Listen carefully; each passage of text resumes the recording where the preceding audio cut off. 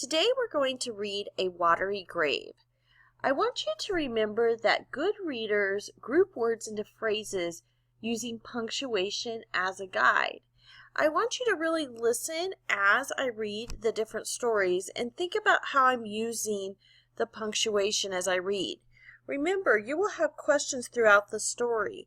You may need to go back and re-listen to the story or pause it and read the story to find the answer as we go.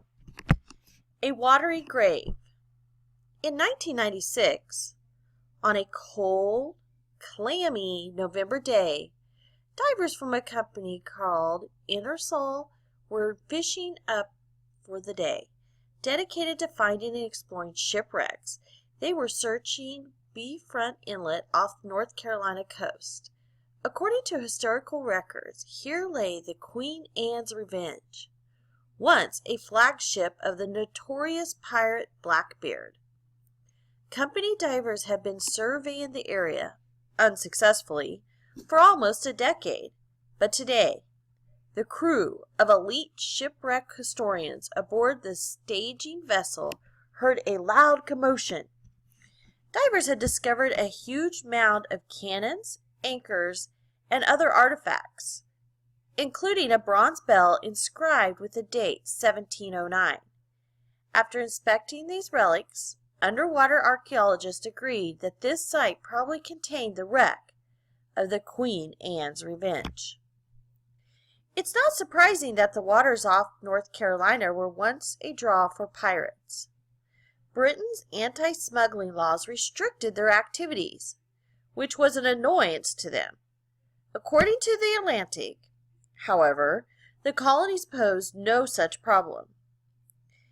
Emboldened by this realization, pirates found that North Carolina's outer banks were full of narrow bays and inlets, convenient for staging sneak attacks on merchant ships. Historians have documented more than 5,000 shipwrecks in North Carolina's waters, but no find has been as dramatic as the Queen Anne's Revenge. Much of this excitement comes from its role in the exploits of Blackbeard, the most feared pirate in history. Blackbeard captured countless ships. The Queen Anne's Revenge, captured in the Caribbean waters in 1717, was his prime weapon during the height of his reign as pirate king. It was from the prow of this flagship in May of 1718 that Blackbeard committed his most brazen act of piracy, the blockade of the port of Charleston. For an entire week, Blackbeard led 300 pirates on 4 boats to attack merchant ships.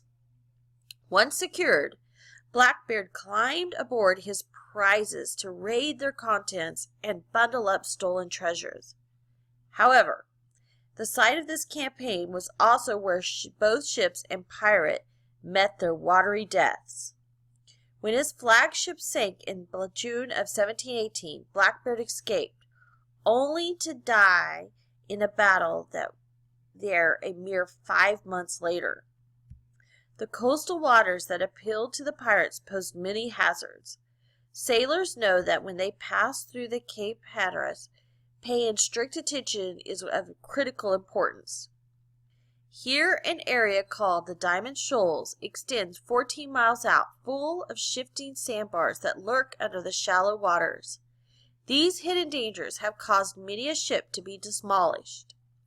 The strong winds can toss salty spray 100 feet into the air. A ship can be broken up and no one would even hear it over the squalling of the storming seas.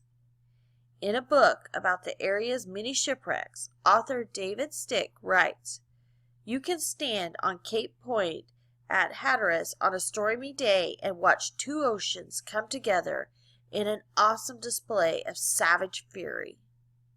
Seafaring men call it the graveyard of the Atlantic."